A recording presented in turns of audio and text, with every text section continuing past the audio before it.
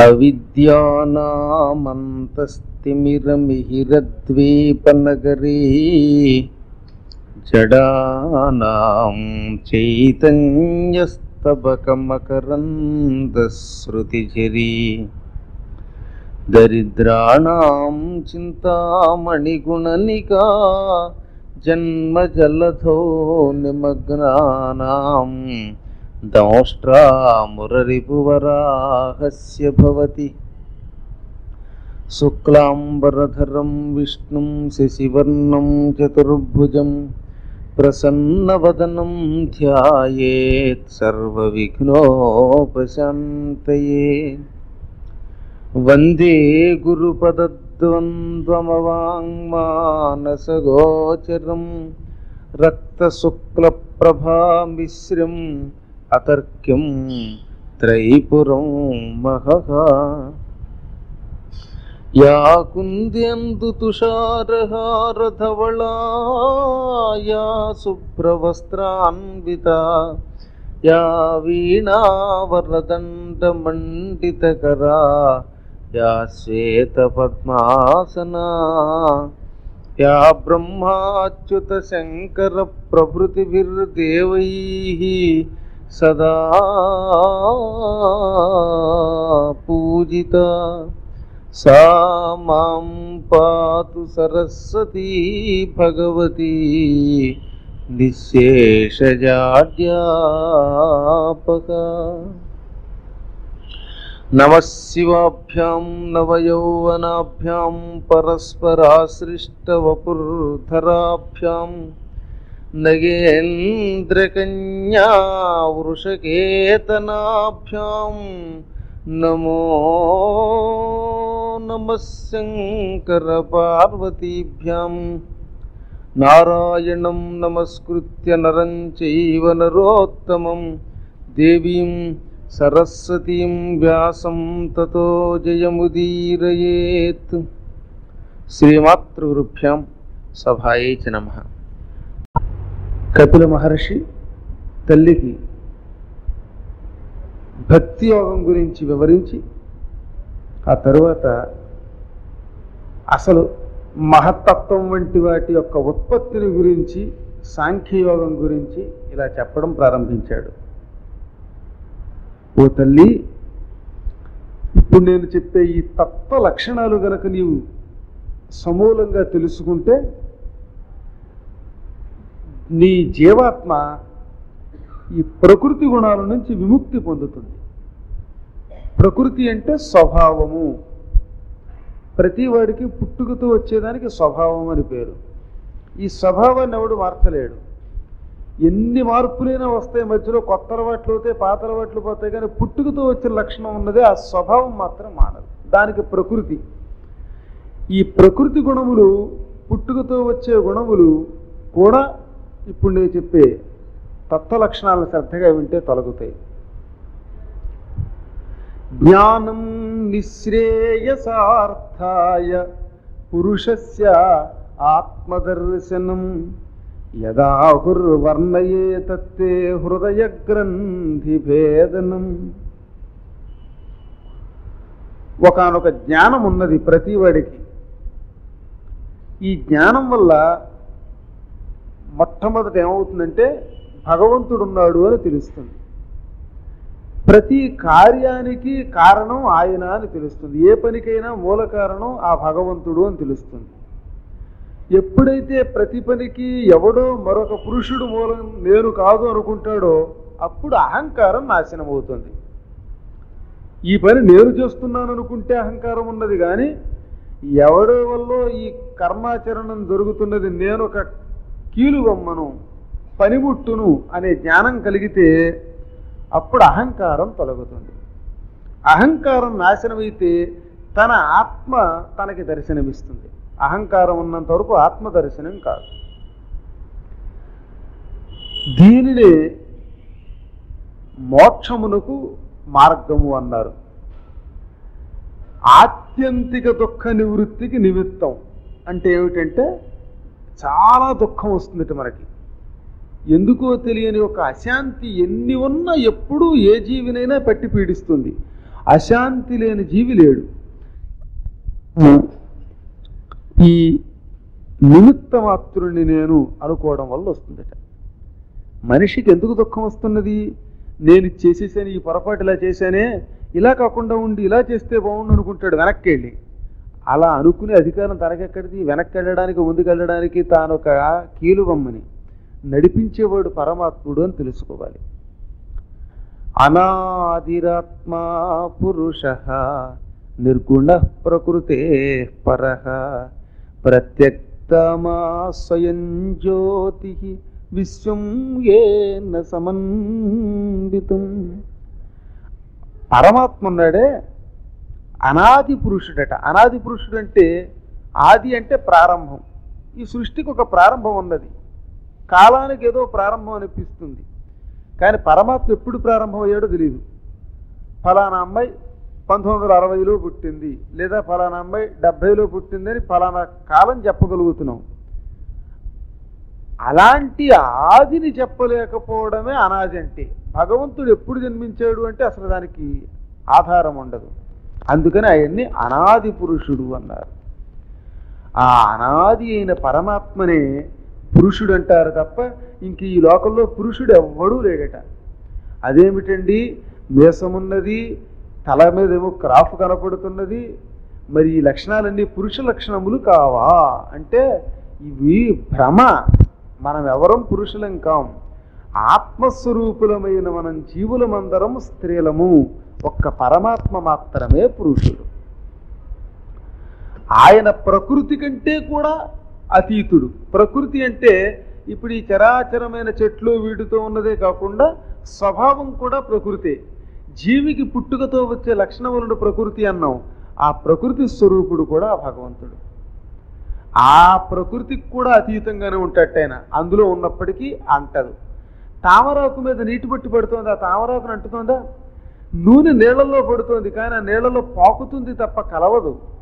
అలాగే ఈ పరమాత్ముడు ప్రకృతిలో ఉంటాడు, కానీ దానిలో కలవకుండా అతీతంగా ఉంటాడు. అల్లరి చేసే పిల్లల మధ్యలో ఉండే బుద్ధిమంతుడు అల్లరి పిల్లల యొక్క అల్లరిని ఒంటికి పట్టించుకోడు, మనస్సుకి పట్టించుకోడు, ఏం పట్టించుకోడట, తన దారిని తాను ఉంటాడట. అదిగో ఆ కుర్రవాడు కొంచెం జ్ఞానం కలిగిన వాడు.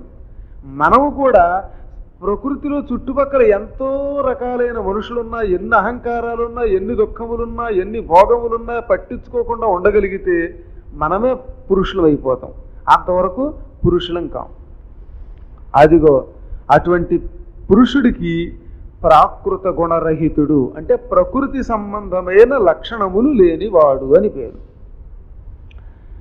అటువంటి పురుషుడు కనపడతాడా అండి అంటే ఇంద్రియములకు అగోచరుడట. ఇంద్రియాలకు కనపడ్డం. కళ్ళు ఇంద్రియం, చెవులు ఇంద్రియం, ముక్కు ఇంద్రియం, ఈ చర్మం ఇంద్రియం, నాలుక ఇంద్రియం. నాలుకతో వర్ణించలేం, కళ్ళతో చూడలేం, చెవులతో వినలేం, చర్మంతో స్పర్శ తెలుసుకోలేం. ఈ పంచేంద్రియాలకి అతీతుడైన వాడే పురుషోత్తముడు. మరి ఆయన్ని ఎలా చూడగలుగుతారు?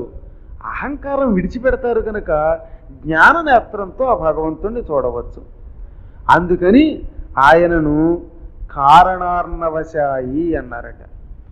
ఏదో ఒక కారణంతో ప్రజలకు కనిపించాలి కనుక రూపం లేనివాడు సముద్రంలో తానంతట తానే ఒక సముద్రం ఒక రూపం కల్పించుకుని కనపడుతున్నాడు. ఈ వంక పెట్టకపోతే రాలేం కదా.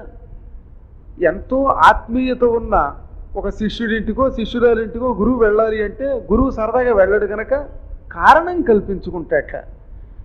బంధుత్వమో లేక ఉత్సవమో ఉపదేశమో ఏదో ఒక కారణం కల్పించుకుని గురువు చేరినట్టే భగవంతుడు కూడా భక్తులకు కనిపించడానికి కారణం కల్పించుకుంటాడు. ఆ కారణమే సముద్రం. ఆ సముద్రంలో కనిపించే రూపమే కారణ రూపం. ఈ రెండింటికి సంబంధం కార్యం. అంటే కార్యకారణ రూపం భగవంతునిది. ఆయన ఎటువంటి వాడు? సూర్యుడున్నాడు, తన కాంతితో చంద్రుడు మొదలైన గ్రహాలన్నిటిని నింపుతున్నాడు. సూర్యుడు స్వయం ప్రకాశుడు అనుకుంటున్నాం, కానీ ఆ సూర్యుడి యొక్క కాంతి కూడా ఆయనదే. తాను స్వయంగా ప్రకాశించేవాడు భగవంతుడు, ఇతరుల కాంతి మీద ఆధారపడి లేడు.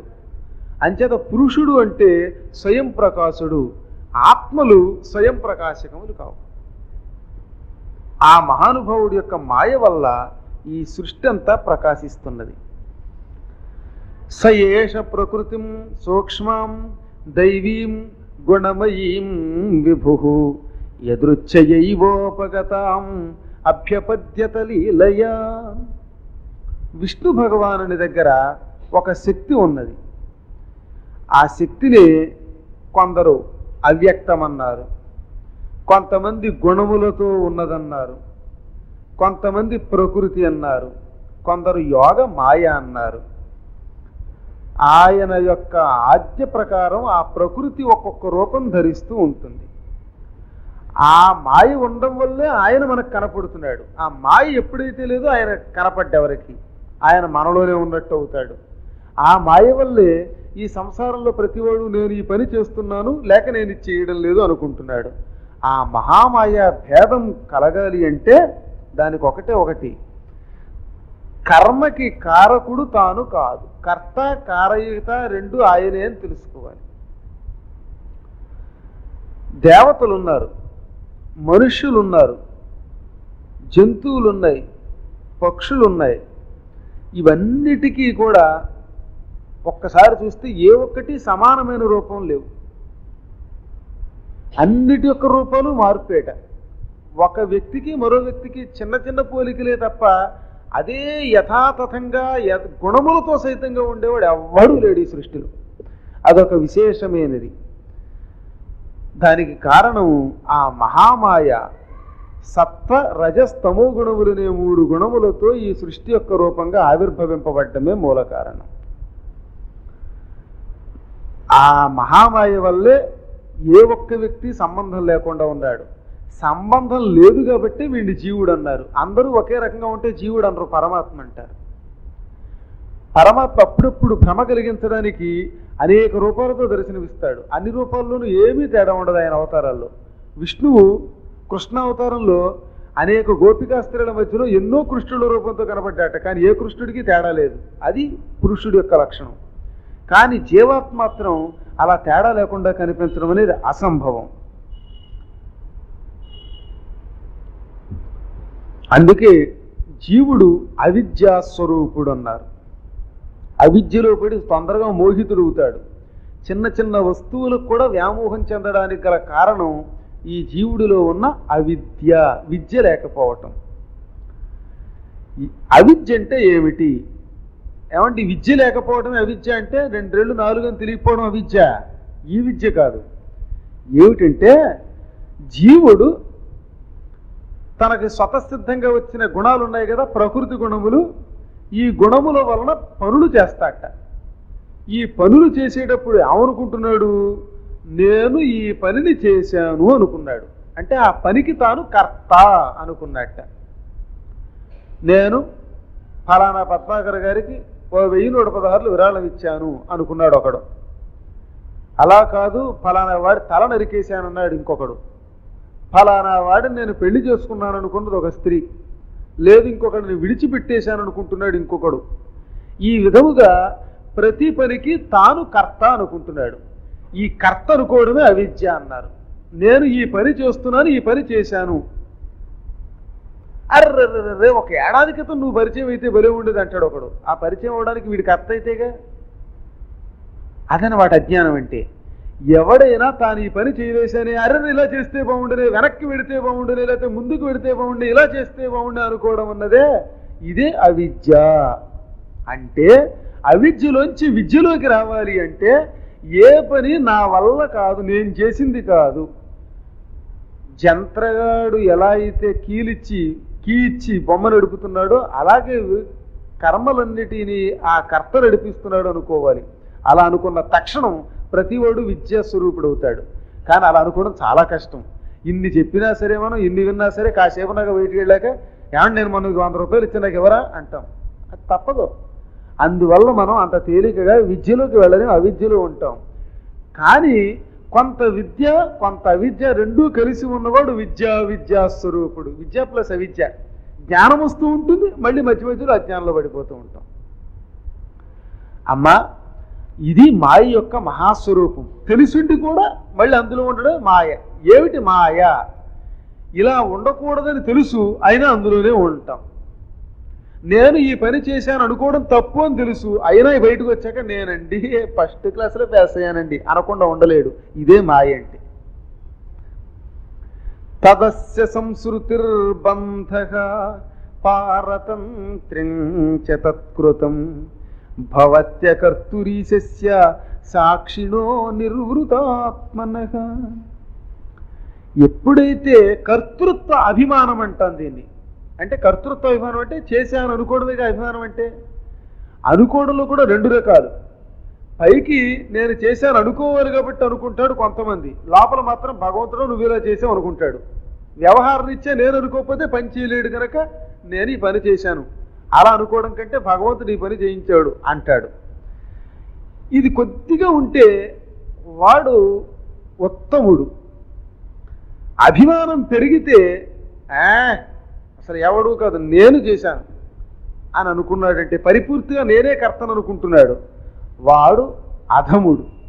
ఈ కేటగిరీ 2, ఉత్తమ అధమే, మధ్యమత్వం లేదు. ఇక ఈ కర్తృత్వం అభిమానం చేత నేను చేస్తున్నాను అనుకోవడం వల్ల భగవంతుడికి దూరమైపోయిన ఈ పురుషుడున్నాడే, పురుషుడు కాకుండా పోయి అకర్త అంటే నిజానికి ఏ పని చేతిలో లేనివాడు అయిపోతున్నాడు. పాపం నేను ఈ పని చేస్తున్నాననే అజ్ఞానం పెరగడం వల్ల నిజానికి ఏ పని చేయలేడు. స్వాధీనుడు, తనకు తాను అధీనుడు అయిపోతున్నట్ట. ఏదో ఒక వ్యసనానికి ఎందుకు అధీనుడు అవుతున్నాడు? నేను కర్తను అనుకోవటం వల్లే. నేను కర్తని కాదు అనుకుంటే వ్యసనం నుంచి బయటికి రాగలడు. కానీ రాలేకపోవడానికి గల కారణము ఈ పని నేను చేస్తున్నాను అనుకోవడమే. ప్రతివాడు తనకు తానే సాక్షి. ఆ విషయం తెలుసుకోలేక ఎవరినో సాక్షి అని పిలుస్తాడు. పురుషుడికి జననం మరణం రూపం అనే బంధనము లభించడానికి, పరతంత్రుడవ్వడానికి ఈ కర్తృత్వాభిమానమే కారణం. వాస్తవానికి జీవుడు కేవలం సాక్షి అట. ఎదురుగుండా పని జరుగుతోంది చూస్తున్నాం మనం, చూసేవాడికి సంబంధం ఏమైనా ఉందా దానికి? ఒక వ్యక్తి మరొక వ్యక్తిని పొడుస్తూ ఉంటే మనం చూసాం, మనకే సంబంధం లేదు. అయినా పోలీసులు నువ్వు ఎదురుగుండా ఉన్నావు కనుక సాక్ష్యం చెప్పడానికి రమ్మంటున్నారు, ఎందుకంటే ఎదురుగుండా ఉన్నావు. అలాగే అసలు నువ్వు ఈ కర్మకి కర్తకి అన్నిటికీ మూల కారణం భగవంతుడిని గ్రహించినా దీంతో సంబంధం ఉండడం వల్ల కూడా అంతో ఎంతో కష్టం అనుభవిస్తున్నావట. నువ్వు అంతో ఎంతో కష్టం అనిపించడానికి గల కారణం ఇదన్నమాట. ఎదురుగుండా సాక్షి చూస్తూ ఉన్నప్పటికీ అందులో పాలు పంచుకున్న వారితో సమానుడు అవుతున్నాడు. కానీ నిజానికి ఏ కర్మకి చూసేవాడు కర్త కాడు. ఈ జీవుడు కూడా సాక్షి మాత్రమే, కానీ ఏ కర్మకి కర్త కాడు. ఈశ్వర శబ్దవాచ్యుడైన ఆ పరమాత్ముడున్నాడే, ఈశ్వరుడు, ఆ పరాశక్తి స్వరూపుడు, సుఖస్వరూపుడు, ఆయనను గుర్తించక నేను ఈ పని చేస్తున్నాననే కర్తృత్వాభిమానం వల్ల జనన మరణ ప్రవాహ రూపమైన ఈ సంసార బంధంలో ఇరుక్కుంటున్నాడు. ఒకసారి ప్రవాహంలో పడిన వాడు బయటికి రావడానికి వాడి చేతులు లేదు. గోదావరికి వరద వచ్చింది, కొట్టుకుపోతున్నాడు. ఆ కొట్టుకుపోతున్నప్పుడు బయటికి రావాలని వీడు ఎంత ప్రయత్నం చేయడం అది వ్యర్థం. అది ఎందుకంటే ఆ ప్రవాహం వీడిని ముంచేసినైనా ముంచేస్తుంది, కెరటమే బయటికి గెంటుతుంది, లేదా మరొక వ్యక్తిని ఆసరా ఇచ్చి బయటికి లాగేస్తుంది. అన్నిటికీ ఆ ప్రవాహం వీని ప్రయత్నము అజ్ఞాన ప్రయత్నం తప్ప విజ్ఞాన ప్రయత్నం కాదు. గోదావరికి భయంకరమైన వరద వచ్చింది. అందులో దొంగలు కొట్టుకొస్తున్నాయి, చెట్లు కొట్టుకొస్తున్నాయి, ఇళ్ళు కొట్టుకొస్తున్నాయి, వస్తువులు కొట్టుకొస్తున్నాయి. ఒడ్డు మీద పల్లెవాళ్ళు ఉన్నారు. ఈ పల్లెవాళ్ళు ఆ దొంగల మీద తాళ్ళేసి ఆ దొంగలు తెచ్చేసుకుంటూ ఉంటారు. అలా తెచ్చుకుంటున్నారు. ఇంతలో ఓ చెట్టు కొమ్మల మీద ఒక కంబళి వస్తున్నదట, గొంగళి. కప్పుకోవడానికి వీలుగా. ఒక పేదవాడు పల్లెవాడు చూశాడు, వరదలో గొంగళి వస్తుంది, ఇది వెనక తెచ్చుకుంటే ఓ 50-60 రూపాయలు ఖర్చు పెట్టక్క లేకుండా కప్పుకోవడానికి బాగుంటుంది, నల్లగా నిగనిగలాడుతుంది కంబళి అని పరిగెత్తుకుంటూ ఈదుకుంటూ వరదల్లో ఈదుతారు పల్లెవాళ్ళు. వెళ్ళి గబుక్కున కంబళిని పట్టుకున్నాడు. అది కంబళి కాదు, గెంబళి కాదు, ఎలుగుబంటిది. అది పాపం కర్మగాలి నీటిలో కొట్టుకొస్తోంది భయం వేసి. దాన్ని వీడు పట్టుకున్నాడు. ఆ చెట్టు మీద ఉన్నది వీడు ఎప్పుడైతే పట్టుకున్నాడో అమాంతంగా వీడిలా పట్టేసింది. వీడు ఎలుగుబంటి పడితే భల్లోకం పట్టి అంటారు, అందులో ఇరుక్కుపోయాడు, గింజుకుంటున్నాడు. ఎంతలో కూడా ఉండేవాళ్ళు ఉన్నారే ఈత కొట్టేవాళ్ళు, ఒరే ఆ గొంగళి నిన్ను పట్టుకున్నట్టుంది, లేనిపోయింది వదిలేదాన్ని, ఇంటికి వచ్చి లేనిపోయిన గొంగళి కోసం నువ్వు వెళ్ళి చచ్చిపోతావు అన్నారట. నేను వదిలేశాను గొంగళి, నదిలో వదలడం లేదన్నట్టు వాడు. ఇదే సంసార బంధం అంటే. ఈ ప్రవాహంలో ఇరుక్కుపోతున్న జీవులం మనం. వాడు పల్లెవాడు ఎలా అయితే చెట్టు గొంగళి మీద వ్యామోహం కొద్ది ఈదుకుంటూ వెళ్ళాడో, వీడు కూడా ఈ సంసారం అనేటటువంటి వరదలో ప్రవాహంలో కొట్టుకుపోతూ ఆశాపాశం అనేటటువంటి ఎలుగుబంటికి చిక్కుతాడు. ఆశాపాశంలోంచి బయటపడటం, వీడు బయటపడ్డాలనుకున్న అది పట్టుకుంటుందిట. ఆశలోకి వెళ్ళకూడదు కానీ వెడితే అది వదలదు, వీడు వదిలేసినా అది వదలదు, అది పట్టుకుంటుంది. అందుకే ఈ సంసారంలోంచి బయటికి రాలేడు. ఇదే ఇంతకంటే లేదు. ఈ బంధం వల్ల మనిషి విముక్తుడు కాలేడు. ఆ విముక్తి పొందాలి అంటే ఈ ఎలుగుబంటిని కూడా కొట్టగలిగే మరో వీరుడి సహాయం కావాలి.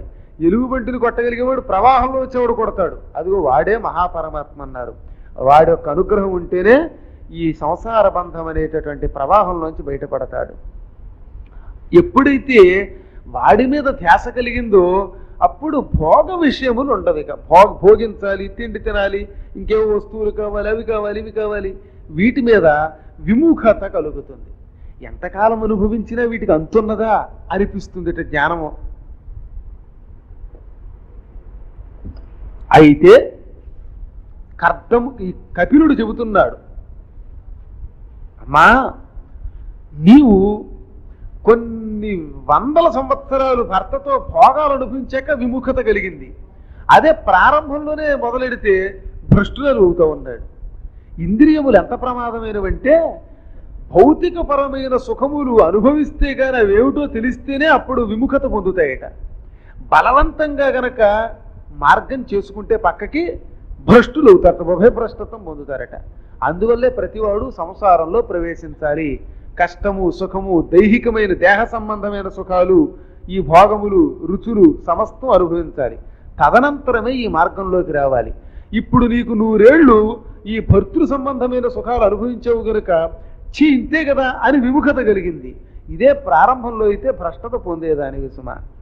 ఎందుకంటే కార్యకారణ కర్తృత్వే కారణం ప్రకృతిం విదుహు భోక్తృక్తే సుఖ దుఃఖానాం పురుషం ప్రకృతే పరం. ఈ దేహములో ఇంద్రియములు ఉన్నాయి. ప్రతి ఇంద్రియానికి ఒక అధిష్టాన దేవత ఉన్నది. ఈ అధిష్టాన దేవతలు ఏం చేస్తాయి? కార్యము, కారణము, కర్తృత్వము అనే పద్ధతిలో నడుస్తుంది. ఇందులో పండితులు ఏమంటున్నారంటే ప్రకృతి అంటే స్వభావ సిద్ధంగా పుట్టుకతో వచ్చిన లక్షణమే కారణం. ఓ పని చేసాం, ఎందుకు చేసాం? దానికి కారణం ఏమిటి అంటే పుట్టుకతో వచ్చిన ప్రకృతి లక్షణం. దానివల్ల ఆత్మ పరమాత్మని పొందడానికైనా ప్రయత్నం చేస్తుంది, పరమాత్మకి దూరంగా వెళ్ళడానికైనా చేస్తుంది. స్వభావమే కారణం.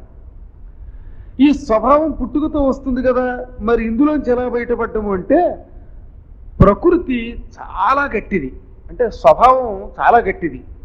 అంత గట్టి స్వభావం కూడా సుఖము దుఃఖము అనే రెండింటిలో నలిగినప్పుడే వ్యామోహాన్ని తగ్గించుకుంటుందట. సుఖ దుఃఖాలు రెండూ ఉండాలట. సుఖము కాని దుఃఖము కాని లేకపోతే పుట్టుకతో వచ్చిన లక్షణాల్లో మార్పు రాదు. చిన్నప్పటి నుంచి ఒకడికి వ్యసనం ఉన్నది, మద్యపానము చిన్నప్పటి నుంచి, లేదా ఇంకోటి ఏదో సిగరెట్ కాల్చడం ఇలాంటివి. ఎందుకు మధ్యలో ఒకప్పుడు మాంతున్నాడు అంటే ఆ వ్యసనం వల్ల సుఖం కాని దుఃఖం కాని అపార స్థితికి వెడితేనే వాడు మాంతాడు. దానివల్ల ఏదో వస్తుంది, విరక్తి కలుగుతోంది. ఆ విరక్తి కలగడానికి కావలసింది ఏమిటి అంటే చైతన్య స్వరూపం, అంటే భగవత్ సంబంధమైన జ్ఞానం. ఈ జ్ఞానము అంత మనస్సులో పుడుతుంది ఒక్కొక్కడికి. గురుబోధ వల్ల కొందరికి పుడుతుంది, భగవత్ సంబంధమైన గుణ కర్మ విభాగం వల్ల కొందరికి పుడుతుంది. అన్నిటిలోకి మనస్సులో పుట్టే చైతన్యం చాలా గొప్ప. తనతో తానే మనస్సులోనే భగవత్ సంబంధమైన అభిమానం పుట్టడం ఉందే, అది చాలా అదృష్టం. అది కొద్ది మందికే ఉంటుంది.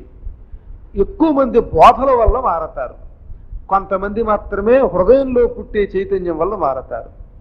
అప్పుడు దేవహూతి అన్నది, ఓ పురుషోత్తమ, నేనిప్పుడు ఈ సంసారాన్ని, దానికి కారణమైన ప్రకృతి లక్షణం ఏమిటో తెలుసుకున్నాను. ఇంకా ఈశ్వర సంబంధం ఏమిటి, ఈశ్వరుడి లక్షణాలు ఎలా ఉంటాయో తెలుసుకోవాలి. ఈ విశ్వం యొక్క స్థూల సూక్ష్మ కార్యములు ఎవరి వల్ల సంపాదితాలయ్యాయి, ఆ ప్రకృతి పురుషుల లక్షణాలు చెప్పు అనగా, అమ్మ చెబుతున్నాను విను.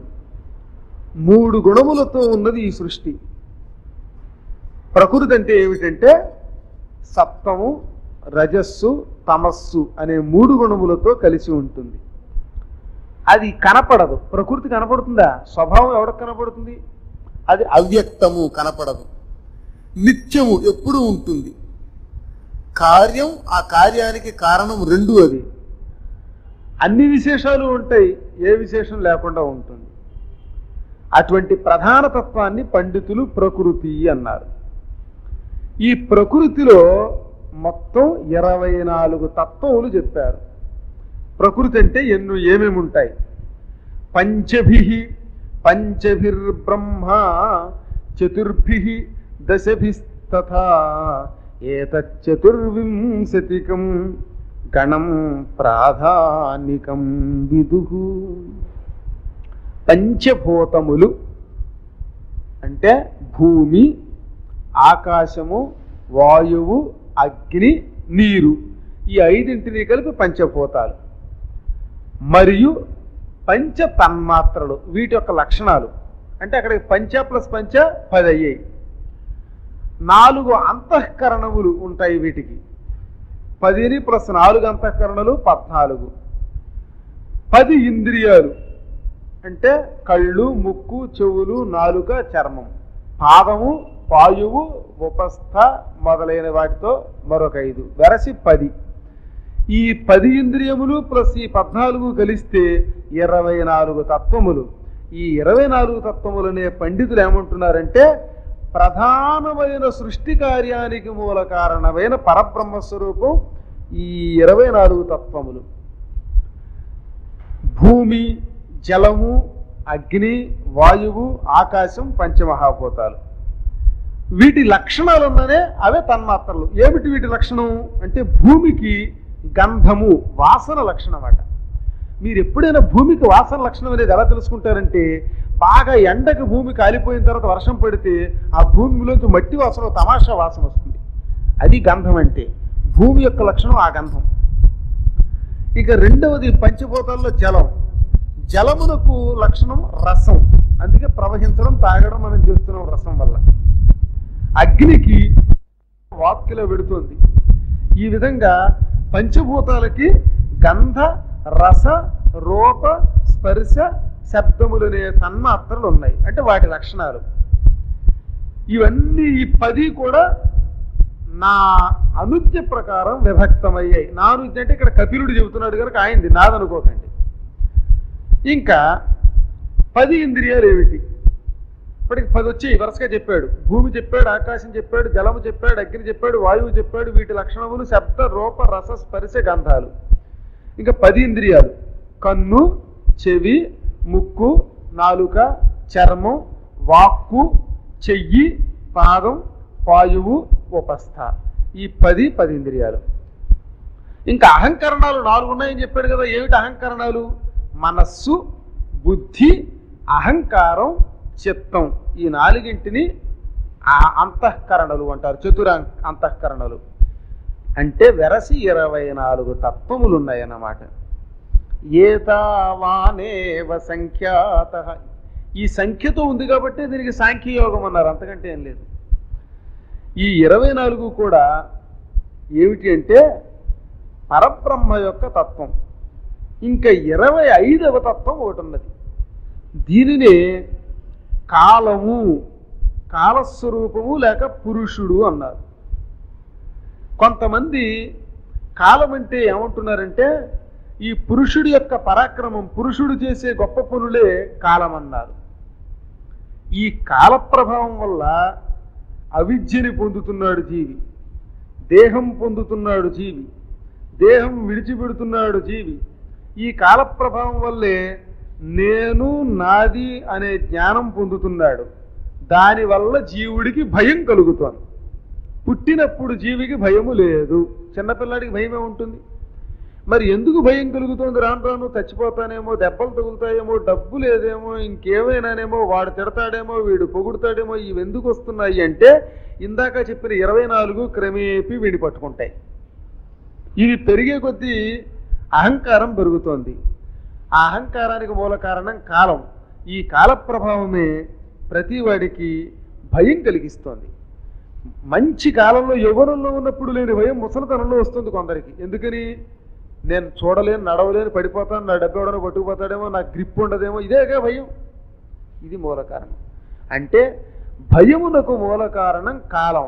ఆ కాలస్వరూపమే పురుషుడు, అదే మహాపరమాత్మ స్వరూపం, అదే 25వ తత్వం. ఓ మనుపుత్రి, అసలు రహస్యాలన్నీ మెల్లిగా చెబుతున్నా విను. ప్రకృతే గుణసామ్యస్య నిర్విశేషస్య మానవీ చేష్టాయతః స భగవాన్ కాల ఇత్యుపలక్షితః.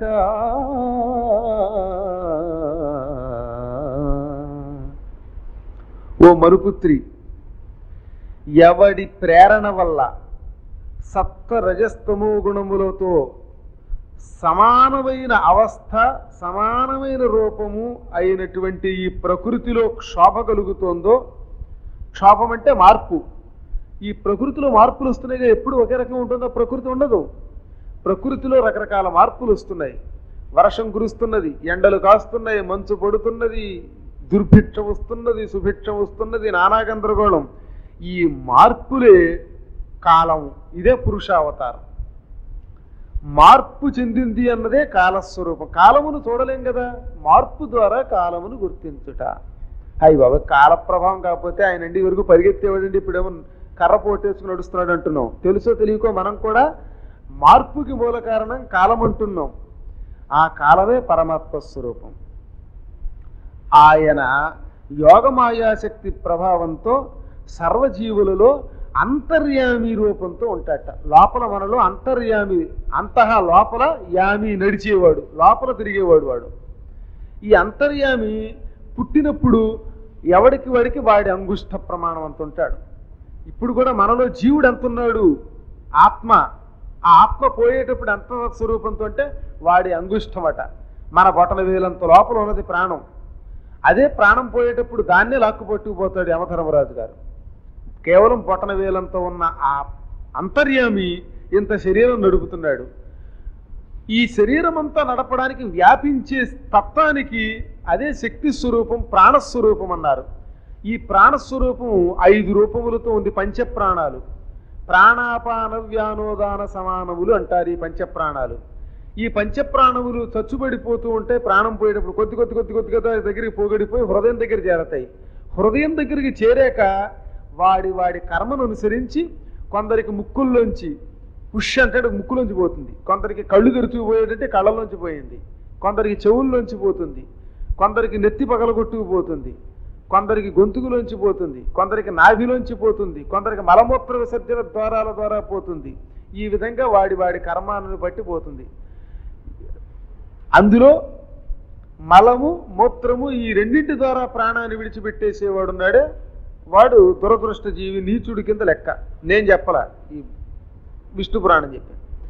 నాభిస్థానం మధ్యమం, మధ్యమోత్తమం. మధ్యమం కంటే కొంచెం మంచిది కంఠం, దానికంటే మరింత కొంచెం ముక్కు, కళ్ళల్లోంచి పోవడం మరింతం. అన్నిటికంటే ఉత్తమోత్తము ఈ పైన ఉండే రంధ్రం ద్వారా సహస్రారం గుండా పోవడం. ఇదే పురుషుడు యొక్క లక్షణం. అంటే ఇక్కడి నుంచి ప్రాణం పోతే వాడు పురుషుడు అవుతాడు, అంతవరకు వాడు పురుషుడు కాడు. 25 తత్వములకు అధిపతి భగవానుడు ఈ లోపల చెప్పే అంగుష్ట ప్రమాణమైన ప్రాణస్వరూపంలో ఇన్ని తత్వాలతో ఇమిడి ఉన్నాడు. దైవాత్ క్షుభిత ధర్మిణ్యాం స్వస్యాం యోనౌ పరఃపుమాన్ ఆధత్త వీర్యం సాసూత మహత్తత్వం హిరణ్మయం. జీవుడి యొక్క అదృష్టం వల్ల కదలిక అనే ధర్మంతో కూడినటువంటి ఈ కాల ఉత్పత్తి స్థానము నుంచి పరమ పురుషుడు చిత్ శక్తి తన యొక్క పరమాత్మ చైతన్య శక్తిని ఉంచాట. దానివల్లే ఈ ప్రకృతి ప్రకాశముతో కూడినటువంటి ఒక మహాతత్వాన్ని కనిపెట్టిందిట. ఆ మహత్తత్వం ఎటువంటిది అంటే భగవత్తత్వం. మహాంచి ప్రకాశంగా ఉంటుంది. అది లయ విక్షేపము లేనిదట. జగత్తుకి అంకురం, బీజం అన్నమాట. అప్పుడే మొలకుంటుంది చూడండి, ఆ మొలక అది. ఆ మొలక ఈ సృష్టి అంతా వ్యాపిస్తూ ఉంటుంది. ప్రళయకాలంలో మహాభయంకరమైన తమస్సు ద్వారా ఈ ప్రకృతి తనలో లయం చేసుకుంటుంది. అటువంటి ఆ ప్రకృతి సత్వగుణంతో కూడినది, స్వచ్ఛమైనది, రాగము అంటే ప్రేమ మొదలైన వాటికి దూరంగా ఉంటుంది. భగవత్తుని ఉపలబ్ధి స్థానానికి స్థానభూతం. ఆ చిత్తానికే మహత్తత్వము అన్నారు.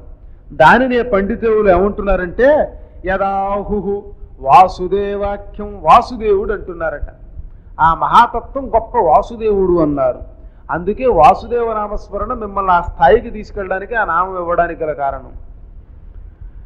అంటే అహంకారం ఉంది, నేను చేస్తున్నాను అనుకుంటున్నాడుగా, దీనికి అధిష్టానం రుద్రుడు.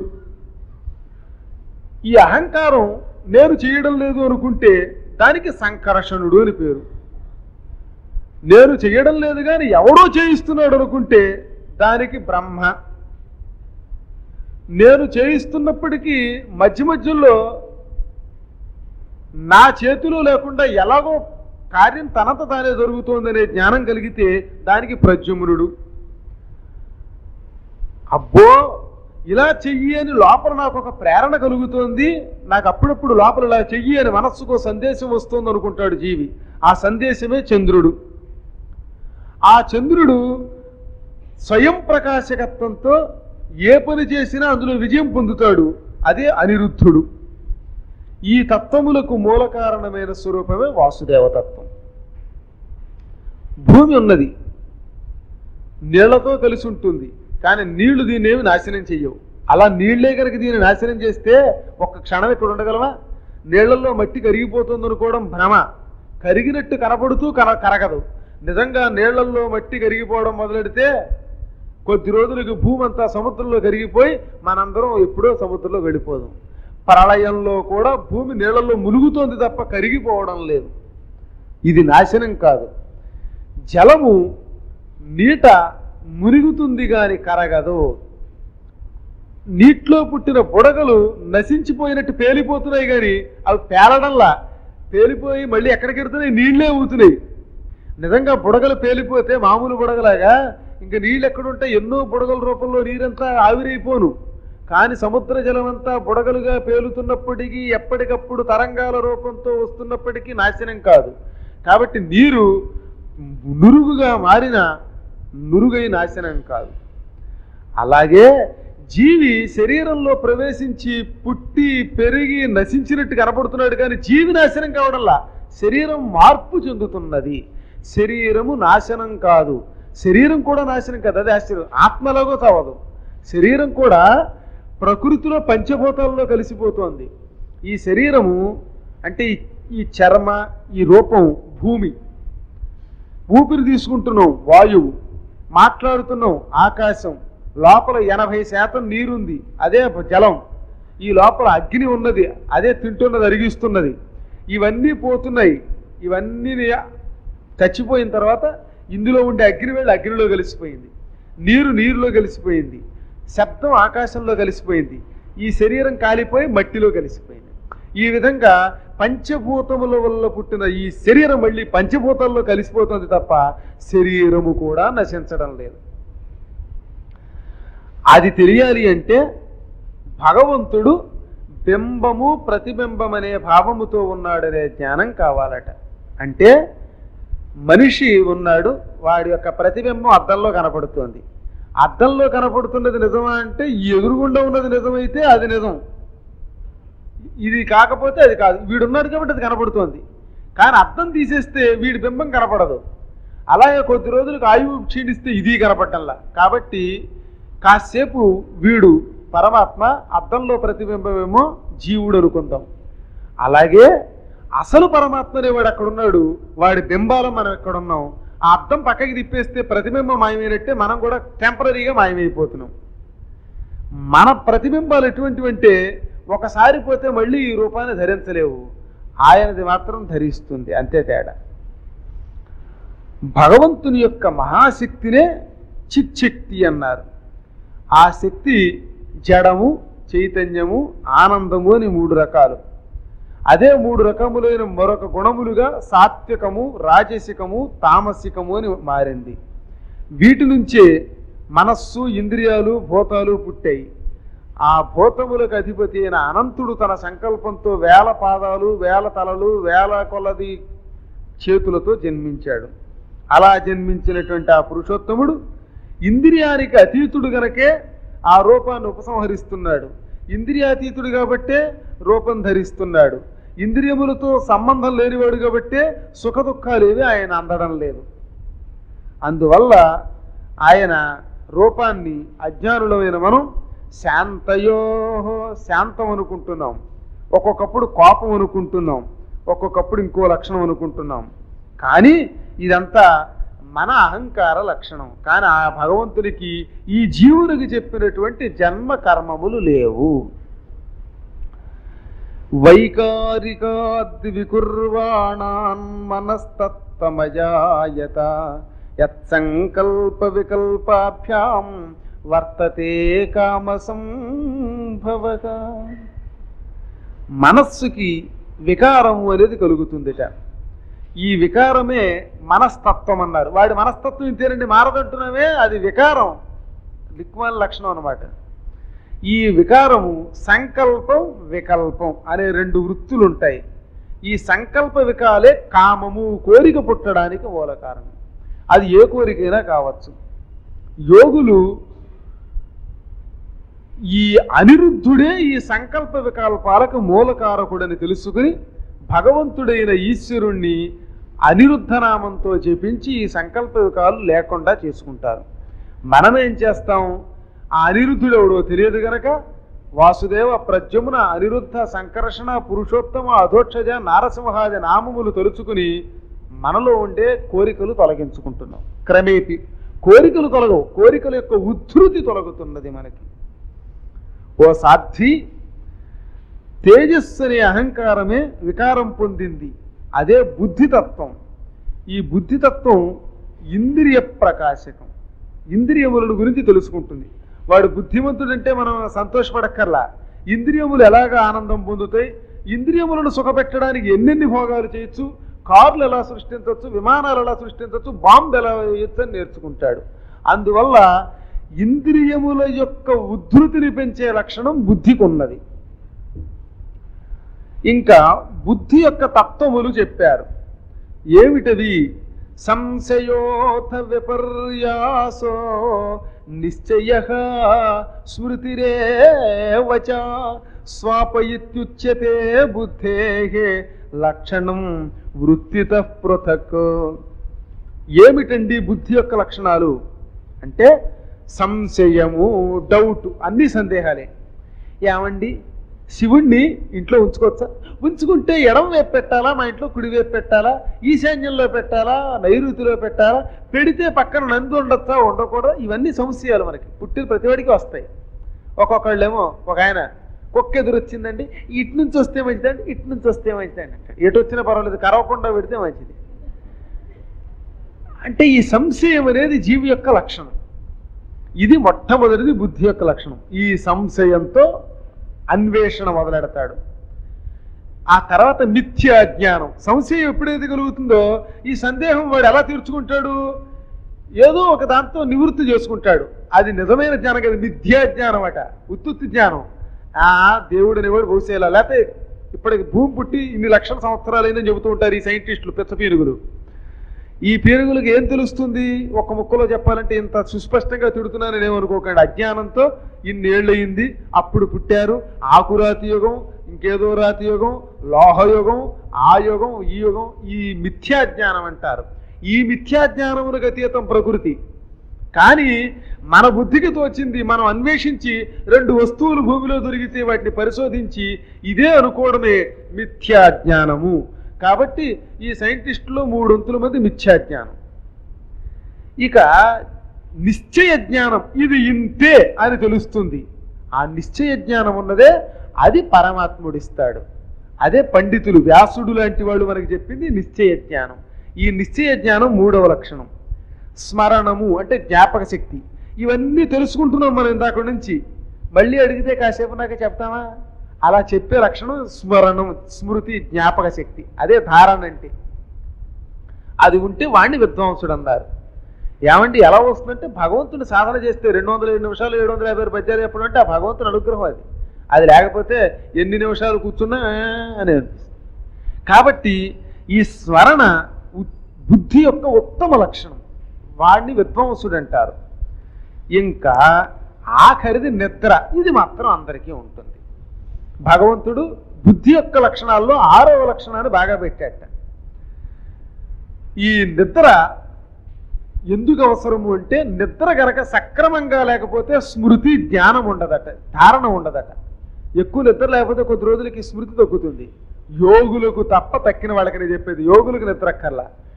కానీ నిద్ర ఎక్కువైతే కూడా స్మృతి పోతుందట. అనారోగ్యం లేనివాడు అధికంగా నిద్రపోతే రైలు ఎక్కిన దగ్గర నుంచి ఢిల్లీ వెళ్ళేదాకా నిద్రే నిద్ర, నిద్రే నిద్ర, కురిగిపాట్లు. ఆ నిద్ర వల్ల మనిషికి స్మృతి తగ్గుతుంది. ఈ లక్షణములు ఉన్నాయే ఇవి బుద్ధి యొక్క లక్షణములు. ఈ విధంగా చెబుతున్నాడే. పరిపాలయంతాం న్యాయేన మార్గేణ మహీం మహిషాః. స్వస్తి ప్రజాభ్యః పరిపాలయంతాం న్యాయేన మార్గేణ మహీం మహిషాః. గోబ్రాహ్మణేభ్యః శుభమస్తు నిత్యం. లోకాః సమస్తాః సుఖినో భవంతు.